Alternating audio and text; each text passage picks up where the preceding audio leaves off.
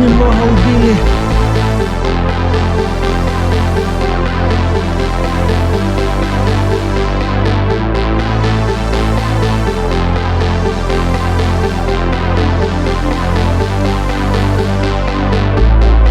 Eram 22 soldados ucranianos entrando em uma trincheira russa. Seus blindados os levariam para um combate em uma terra seca, escavada por obra humana e com a terra revolvida por explosões. Era um local que cheirava a pólvora, medo e violência. Ali, eles encontrariam um fragmento do inferno despejado na terra. Os soldados fariam escolhas sobre suas próprias vidas e a de outros em questões de segundos, enquanto sons de munições se dispersando se confundiam com os zunidos dos morteiros e as últimas orações, tanto de russos quanto de ucranianos.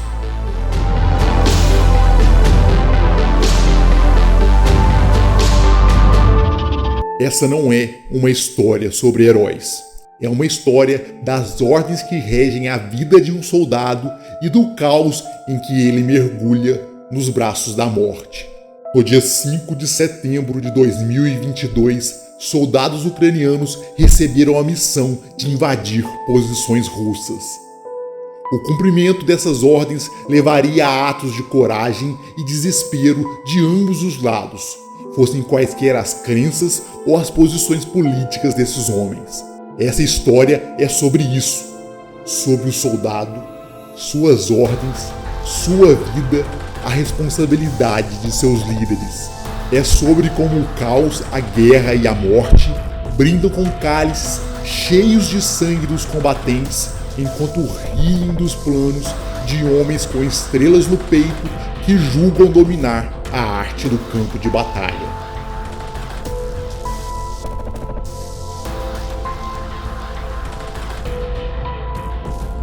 O esquadrão era formado por 22 soldados. Os líderes da 56ª Infantaria Motorizada haviam lhes dado uma missão. Tomaram a trincheira russa próxima a Pisk, no leste da Ucrânia. A vila estivera sob controle ucraniano desde 2014, quando o batalhão de Dnipro a tomou e permaneceu no local ignorando as ordens de se retirar. Os conflitos aumentaram a ponto de o lugar ser bombardeado por munição termobárica até quase nada restar da pacata vila. Os TOS-1 estrondearam pesadelos nos soldados e nos civis. Apenas os mais pobres, sem condições de se mudarem, permaneceram, feridos mentalmente ou fisicamente. Os russos tomaram a vila em uma ofensiva brutal em agosto de 2022. Desde então, a usaram como ponto para ataques na direção de Pervomaisk. Os ucranianos não desistiram do local. O sargento Angelush Volodymyr Petrovic recebeu ordens naquele dia para uma nova tentativa de tomar a trincheira. O ataque no dia anterior não fora bem sucedido, mas o comandante afirmou ao sargento que tinha certeza de que naquele dia daria certo. Experiente de outras batalhas, Angelush franziu a testa olhando para os companheiros.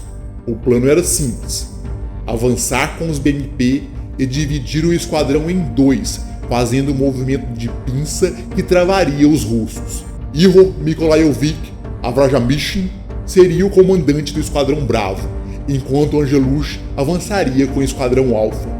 Os soldados não estavam na reunião, mas dizem que houve palavras ríspidas trocadas entre Angelush e o alto comando.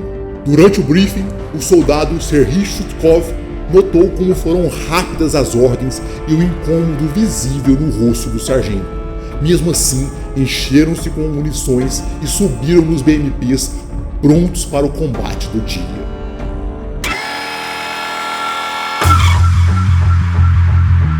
Chutkov viu outro BMP avançando pela estrada de terra. O alvo estava mais à frente, silencioso no momento, sem indicativo de que no meio daqueles buracos a morte rastejava, procurando abraçar qualquer corpo que caísse e sangrasse no chão. O piloto do BMP demonstrou sua experiência em combate. Saltou sobre montes de terra, as esteiras movendo-se velozmente. Apesar de não ser designado para o batalhão, agiu em sincronia para os colocar a menos de 20 metros da trincheira. Os homens saltaram rapidamente, tomando posição atrás dos morros, já ouvindo o estouro das munições russas. Sutskov mal sentiu o impacto do salto, tamanho foco quando os coturnos arrastaram pedregulhos e as pernas o movimentaram aos primeiros morros da trincheira.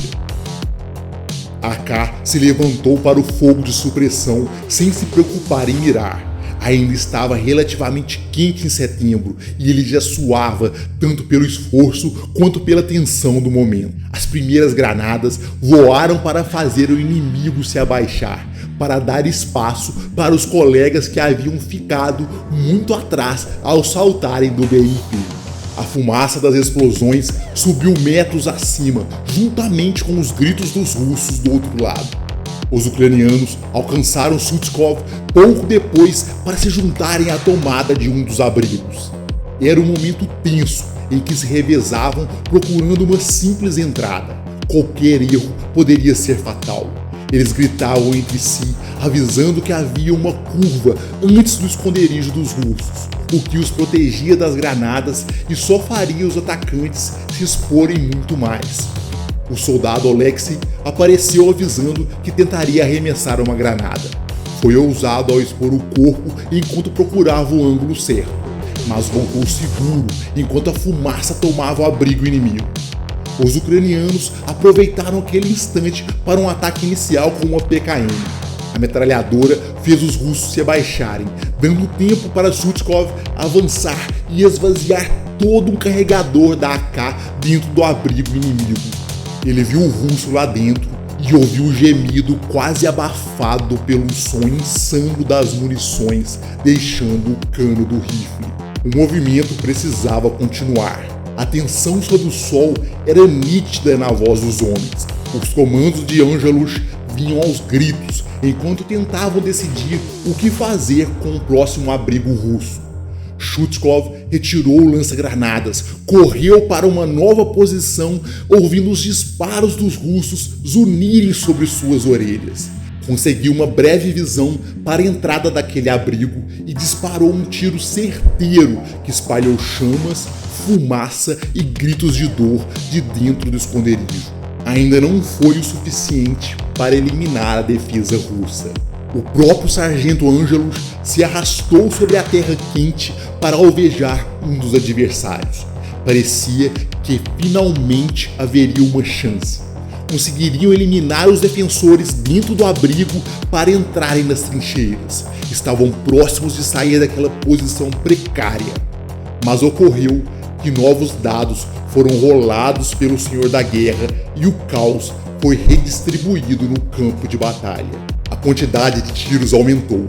Uma colmeia parecia ter sido atiçada e agora os perrões se espalhavam pelos ucranianos. Os tiros pousaram perto de Alexei, levantando a areia e arrancando-lhe um grito. Estou 300! Estou 300! Berrou, com a mão se enchendo de sangue enquanto segurava o pescoço. Sutskov viu de onde estavam vindo os disparos. Era justamente onde o segundo grupo dos ucranianos deveria estar.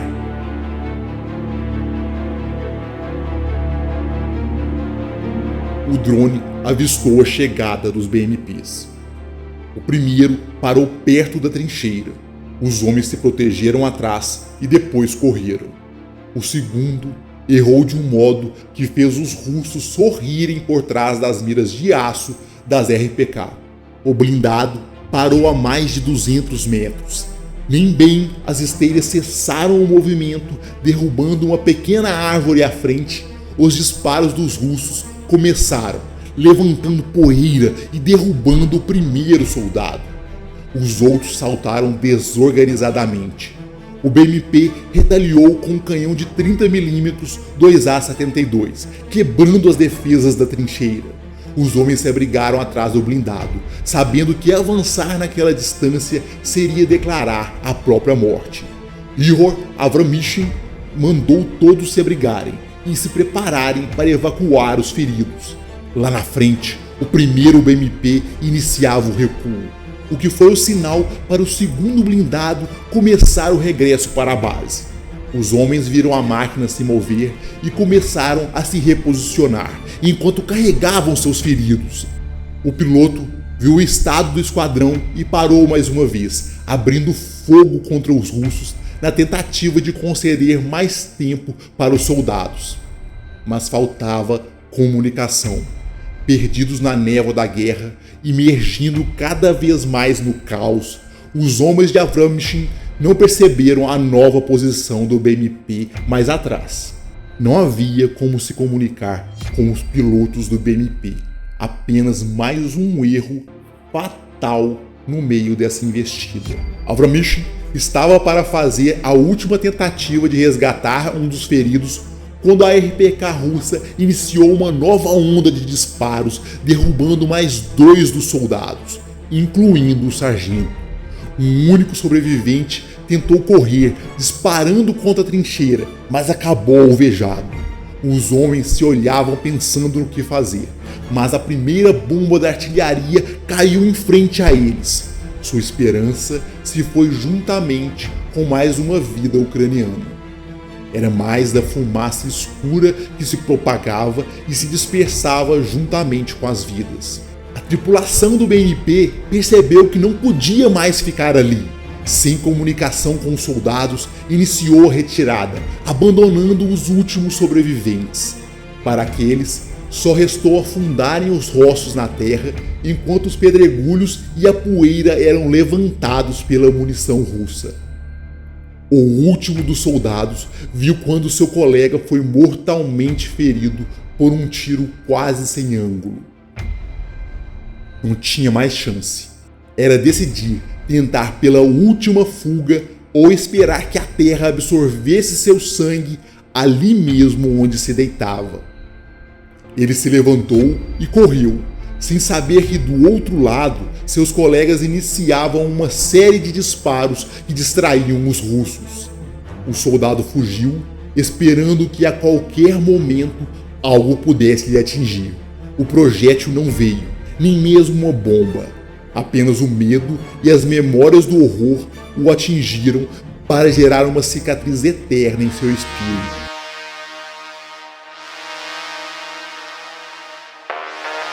Suchkov viu que o horror apenas aumentava. Ouviu Angelus pedindo apoio de evacuação. Lá em cima, os drones os observavam, seus olhos malignos alimentando-se de cada passo das presas. O zunido dos morteiros veio quase como um canto da morte daqueles pássaros que aguardavam os ucranianos serem atingidos. Suchkov se posicionou, vendo como as chamas aumentavam dentro dos abrigos russos. Naquele momento, os inimigos saíram desesperados, mesmo que soubessem que seu próprio exército estava bombardeando a trincheira. Era protocolo eles se abrigarem enquanto a artilharia agia, mas o fogo não permitiu. Confusos com a fumaça e os ferimentos, o caos da guerra encheu-lhes de pensamentos anevoados. O medo matou a razão e os colocou andando para a mira de Suchkov. Sem tempo para pensar, tudo o que ele viu foram as sombras se movendo. No meio das bombas, do zunido dos morteiros, da fumaça que se difundia, o canto da K foi praticamente abafado. O primeiro não tombou diretamente. Suchkov assistiu impressionado como ele sumiu na trincheira com a arma na mão. Antes que o ucraniano se recuperasse da surpresa, outro surgiu em sequência, saindo da fumaça, aliviado por finalmente voltar a respirar. Esse foi alvo direto da munição do soldado atacante. Não havia tempo para pensar. Entre morteiros, tiros de metralhadora, só restava atirar em qualquer coisa que se movesse e tentar tomar a posição. O homem tombou no meio da trincheira. Seu corpo não serviu de aviso para o próximo. O terceiro russo surgiu da mesma maneira, tão desesperado para escapar quanto os outros, arriscando-se sob o fogo da artilharia. mais um que tombou. Sutzkov procurou cobertura.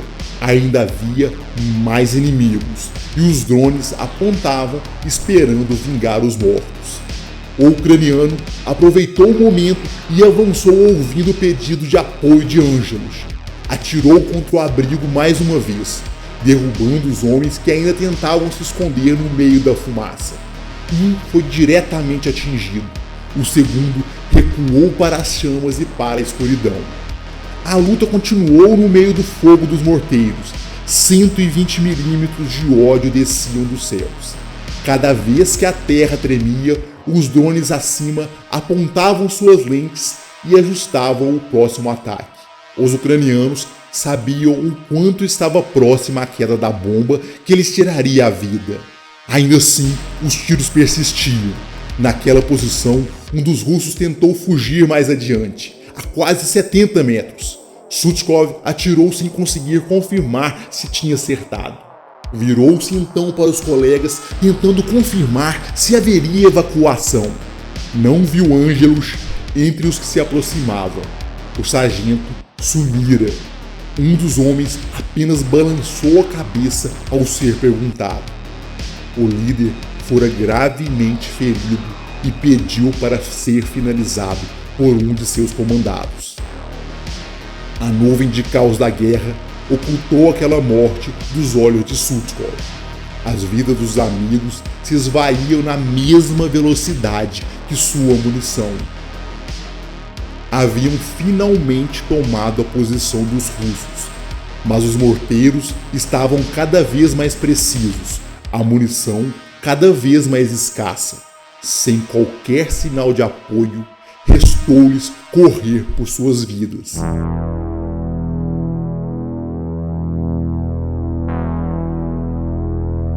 Beiraram as trincheiras russas por todo o caminho rumo à segurança. O assobio dos morteiros fazia os corações tremerem e a imaginação traçar desenhos desanimadores sobre seu destino. Era se abaixar, ver pedras e terra voarem pelos ares, depois se levantarem sem deixar que as pernas perdessem as forças. Mais à frente, viram corpos estendidos no chão. Julgavam que fossem os russos que o outro grupo havia abatido, ainda sem entender o que havia acontecido com o sargento Avramshin. Na verdade, aqueles eram corpos de seus conterrâneos, caídos desde o dia anterior, quando foram dadas as primeiras ordens para tomar as posições russas. Era impossível resgatar aqueles cadáveres. Sem tempo para chorar pelos caídos e com a intenção de não se juntarem a eles, pararam apenas para se hidratarem, para manter energia para a próxima corrida. Sutzkov encontrou um RPG entre os corpos e mirou nos russos que vinham em perseguição. O barulho das AK e das RPK cessou por um segundo quando o míssil explodiu mais adiante. Foi tempo suficiente para voltarem para a fuga.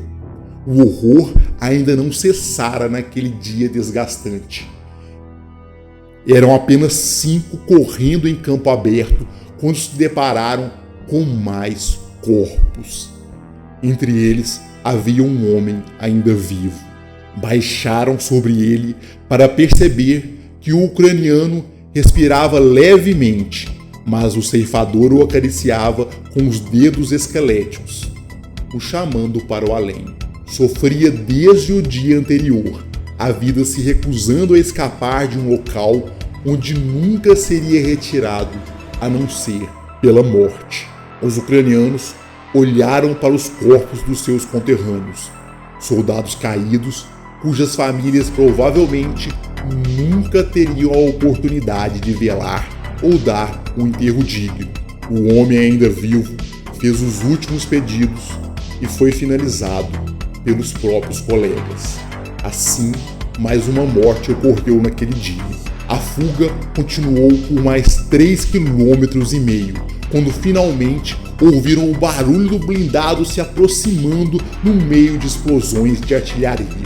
O BMP passou bravamente entre a artilharia e os morteiros russos, suportando ataques que poderiam ter acabado com o veículo.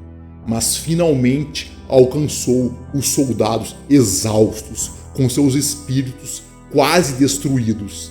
O combate chegara ao fim. Haviam escapado do inferno mais uma vez, com ferimentos que atravessaram alma, corpo e mente. Sutskov ainda voltaria para a guerra naquele mesmo ano, cerca de um mês depois. No entanto, seu veículo passou por uma mina. A explosão o enviou direto para o hospital, onde começou a se recuperar.